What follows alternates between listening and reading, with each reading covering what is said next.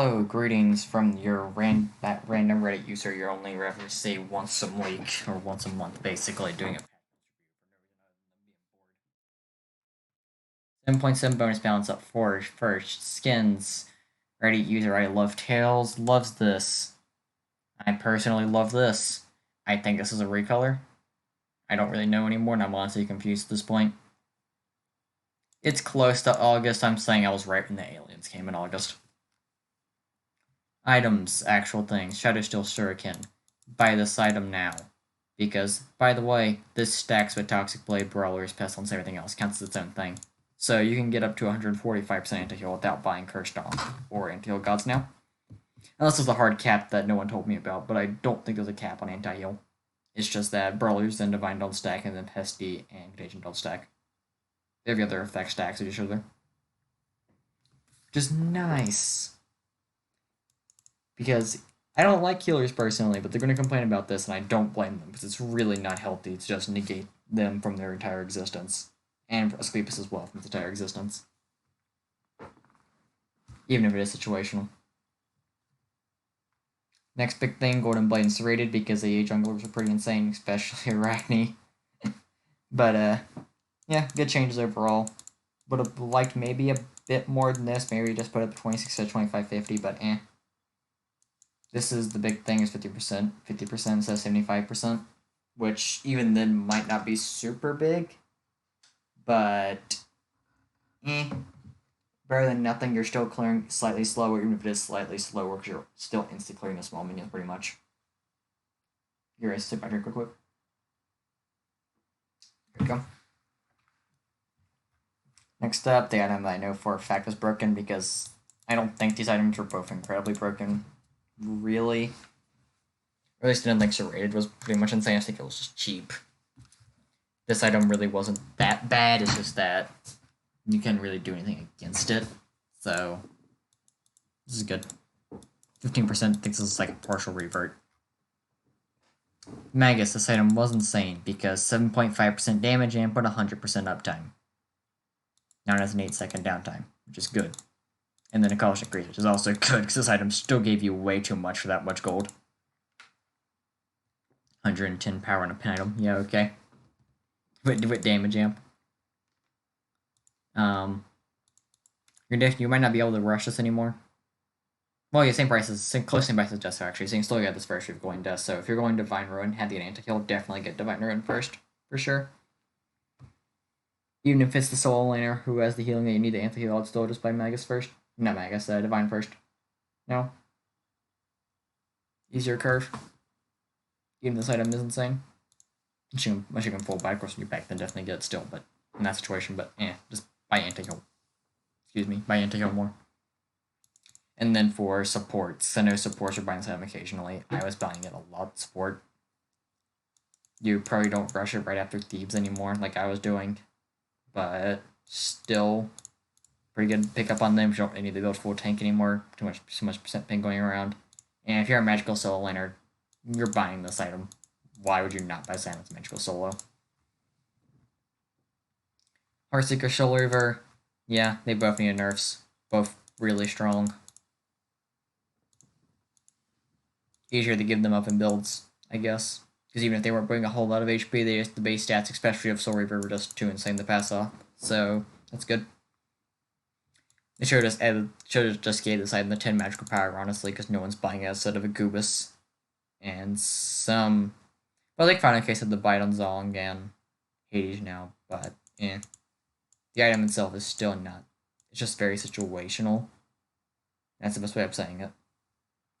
Well, Freya buys it too, which thinks so yeah, actually don't put the snip out in the item, because screw Freya. No one likes Freya. Hekate's ring, again, screw Freya and most major DCs, because this item was honestly stupid. It worked on Poseidon as well, by the way. Go ahead. That was a fun match. But, yeah, this was not okay. On top of the power increase. I think the power increase is more interesting than the healing increase per stack, so that's nice.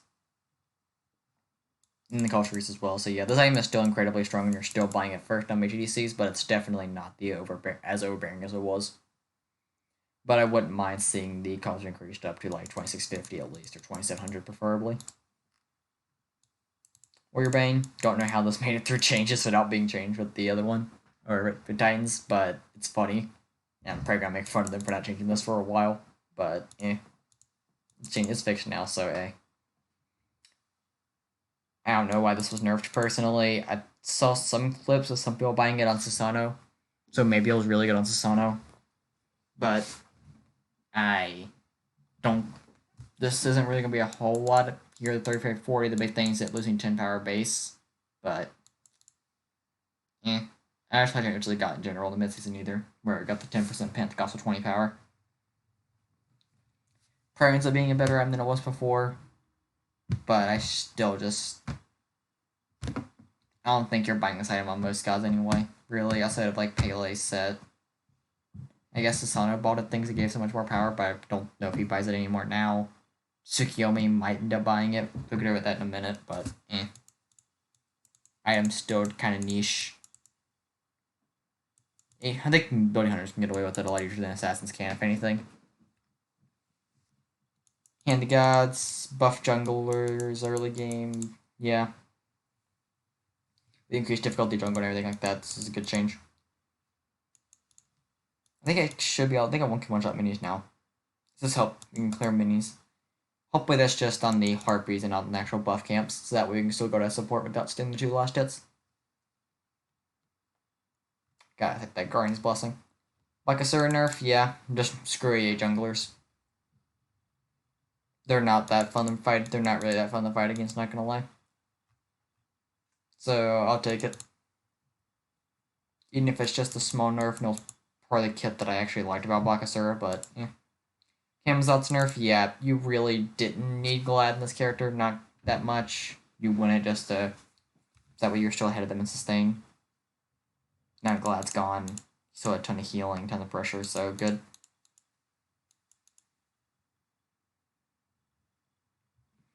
Cthulhu nerf, 20 damage off the dash.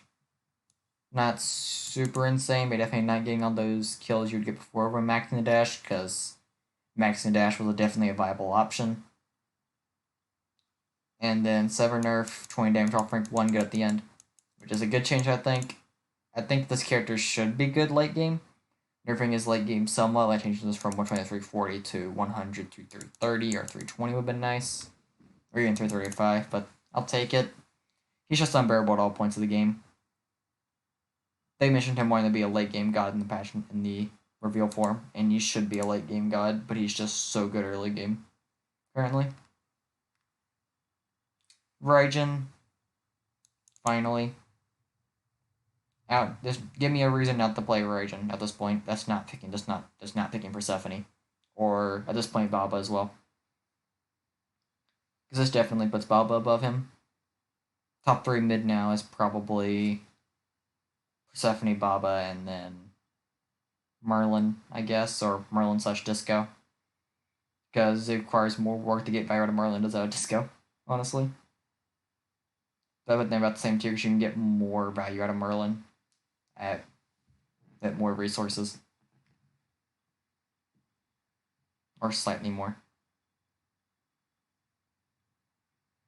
But yeah, they just it down to 100% scaling on his ability instead of having that's 120% scaling on his first ability, because yeah, that was fine.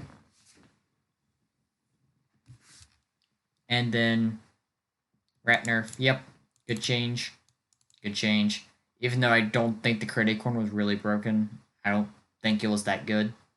But it was definitely unfun to fight against, because you just got dash grit for half your HP bar at the 6-minute mark. And that's just not fun. That's just not fun. So I'll take both these nerfs. I still think double flurries might be better than the 5 acorns. But no one's picking no one's picking double flurry, I guess. Anyway, main patch. Project Olympus. This is good. Nick, I'm Fire Giant. That's good. This is good. I play on console, so this means nothing to me. Red Husker Glow. I'd like this. You can't see what it looks like on Critter because I don't personally have any of these. I didn't really play that adventure that much. I only ever bought this because my main role was jungle at the time. I had a spare key, so I just didn't want to do it anymore, so I bought Curious Critter. Play mid now. No glow, yeah. It doesn't really matter much. Bug fixes, level up rewards, woo. Quest gameplay, really shouldn't have written ranked. I don't play ranked. I mainly queue this game in like 3-4 man groups. I hate solo queue. Really like doing with full damage mage supports. Bugs.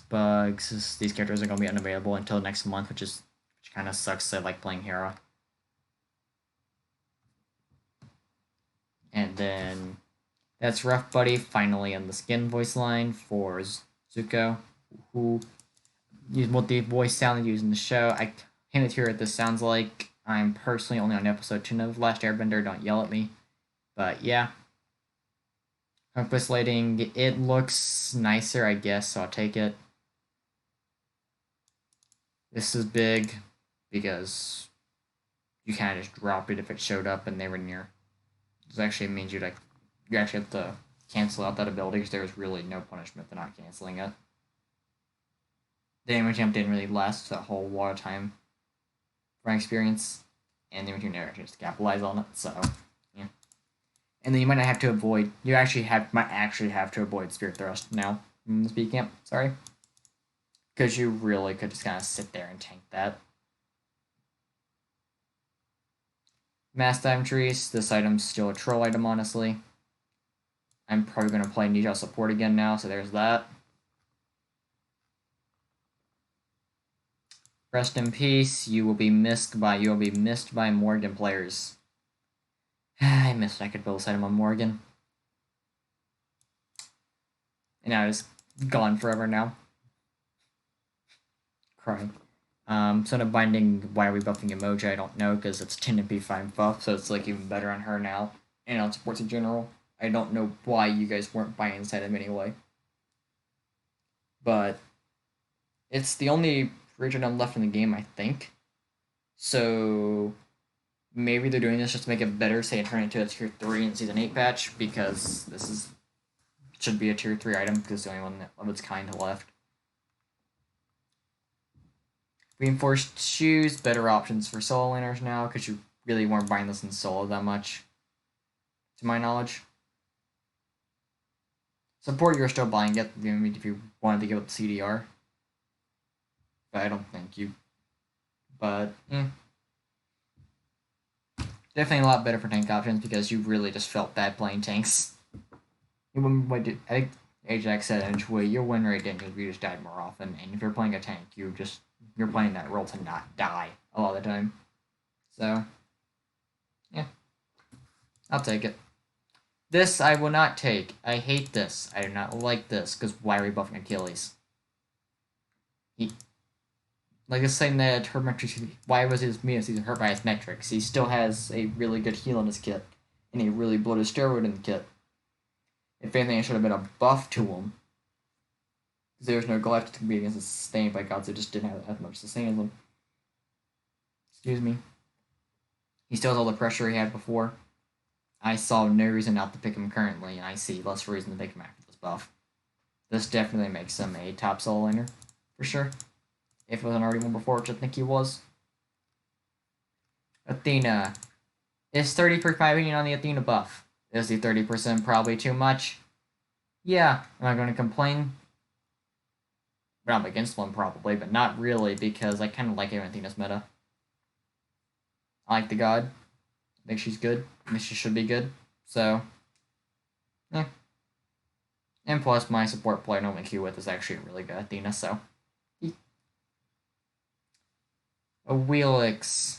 We are now living in Duke Slot's heaven, and I don't know who else actually plays this god in Pro League because no one ever picked her. I think Sam Flocker picked once, so we buffed Ghost Gaming. Woohoo. Yep, this is pretty big to my knowledge. Base mana, she has party mana increase, that's good. Her return to rank 1, that's pretty good. Zuko mana cost reduction, pretty good, so just overall more sustain on her. In jungle, I don't know. This is my least played god in the entire game. After the 4 years I've played this game, I just don't touch a Wheelish. Or Wheelix, or I say that. I just want someone to explain to me what this means. What does this mean? Someone explain to me, please. I guess you strafe more faster, but yeah. Focus buff, this is a. I think I heard this was a rebuff, I think. Yeah. So he has 100 base damage to level 1 now. F in the chat for the 5, or I guess it had to be 6 ranked Joust players, but all 6 ranked Joust players out there. Because, yeah. And then Scream's Cringe Cat got reverted. So, yeah, there's that. 100%.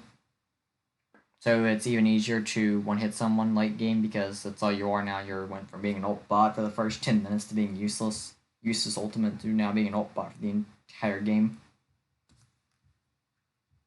Bracken buff, Tremors pull minions to him. That's really good change, I think. Helps us clear out in solo, in jungle possibly, and helps ADC in support. Just makes him overall better. This also is a really big buff on him because always 1 second, no longer suffer from diminishing returns. I don't like it. I'm not gonna say I hate it, but I definitely don't like it because I don't like. It's technically removing counterplay, and I don't like any removal of counterplay. But yeah, Chalk buff, I'll take it. I think Chalk's actually really good at the moment with the sustain changes in solo lane, with him having one of the higher sustain counts without Glide Shield now. And I think that you can deliver a lot more damage and more bruiser items. New Glad's really underrated, I think. He works really well on Chalk as well. So, yeah. I'll take the change. I think he's already pretty decent, but this makes him really good. So, yeah. Colin change. Because he was able to leverage Glad really well, but, didn't this God count before Glad Shield was added? Wasn't this God added before Glad Shield? So it's like, did he really need this? And I think it might be a revert too, so I want to say it was originally 15 seconds and he released. But, and I hope it is a revert if that's the case, because I really don't want to flat buff him. Because I don't think he really needed this change that much.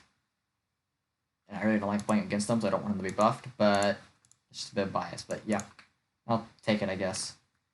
You have a 9-second cooldown now, because you have 2% CDR for free. So she's better late game, I guess. Now with that, like, you really were mainly picking her for the early lane pressure, at least in my eyes, picking her for the early lane pressure and then the objective secure. I personally still see no real reason to pick her over something like Ra, because they're both pretty much very immobile, as have a movement speed boost, both have decent utility, both have objective secure. But unless you really need the CC from Spirit Ball and or the silence from the 3, which, unless you're playing ranked, you really don't know. Which is better in casual, I guess, because of that reason, because you don't know if you need to counter pick someone or not. But I really just play Raw. Instead of the God's Name, who can make a million jokes out of that when you first saw it, you thought you were original, but you really weren't. I'm part of that boat too, don't worry. Osiris buff, I'll take it. I think this is a revert, so again, good. Glad Shield was. The removal of Glad Shield and Berserker Shield was honestly one of the best changes in this game, because it pigeonholed that entire roll down. And now there's a lot more variety in solo lane, which is a lot more fun to play too. But yeah. That's bounce changes, and then cut up to skins for the main patch. So I skipped past them. This bundle's actually really good. I'm kind of tempted to get this, not gonna lie. I like the effects on this personally, but I do see people's gripes with the model and stuff like that. I understand all that. I don't know what this is really supposed to be. I'm not a big fan of this my top list skin line, but the weapon's adorable. I just made a cardboard. That's one of the cutest things I've done in a while. And then the baited by card art again, because this looks terrible in game. Also, I kind of want the season pass now, I'm not gonna lie. Anyway, here we go. Tsukiyomi. Out of the Moon. Passive, at least my thoughts. Seems to be balanced. Passive seems to be probably one of the most balanced parts of his kit. Because, yeah. Very simple, but I think we needed something like that with a character like this, or just in general.